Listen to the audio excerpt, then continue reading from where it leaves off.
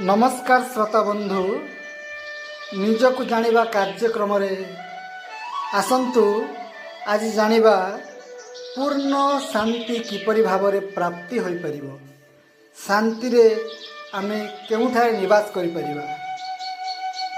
वर्तमान दुनिया रे जेउठी देखिबो सेठी कलह क्लेश अशांति देखा जाउछि, किंतु ताहारी भितरे शांतिर निवास अछि जहाँकि आमे निजे ही अणदेखा करुछे। जेपरी समुद्र रे अत्यधिक एपरी गभीर स्थान अछि जेउठारे कि अति तेजयुक्त तफान मध्य पहुँची पारे नाही। ठीक सेहीपरि मनुष्य हृदय रे मध्य शांतिर एपरी नीरव स्थान अछि जेउठारे कि पाप एवं दुखर कौनसी प्रभाव पड़ी पारे नाही। एपरी स्थान रे पहुँची शांतिर अनुभव करी बाहर दुनियार कलह मझिरे निर्लिप्त रही काम करिबा ही शांति।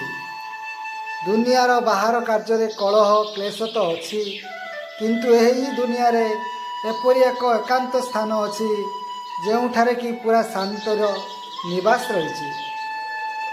जेतेबेले मनुष्य मानसिक विकार और संसारर कलह क्लेश रे बुड़ी जाए सेतेबेले से निष्कलंक जीवन दिगकू गति करने लगे। यही प्रकार जीवन व्यतीत करवा ही शांतिर जीवन अटे। घृणारु मनुष्य प्रति विमुख होई अन्य जनक प्रति दुर्व्यवहार करने को लगे।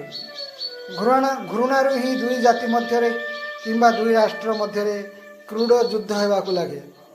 सेतेबेले मध्य मनुष्य जानिपारे नाही जे एपरी काहींकी हेउछि, कारण सी पूर्ण प्रेमर छाया अल्प विश्वास स्थापन करिथाए। एपरी प्रेमर सृष्टि होता है ताहारी आधार उपरे जीवन बिताइबा ही प्रकृत शांति।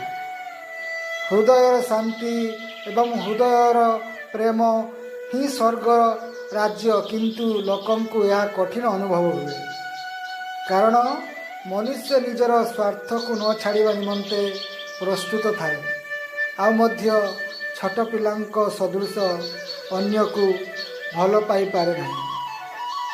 दर्शक बंधु, आपण को आमर यही कार्यक्रम किपरि लगुची निश्चित भाव में कमेंट रे जणाइबे। आमर यही चैनल को लाइक शेयर सब्सक्राइब करने को भूलिए नहीं। रहुची नमस्कार। पुणी थरे देखा आउ एक नुआ विषय नुआ अध्याय। धन्यवाद।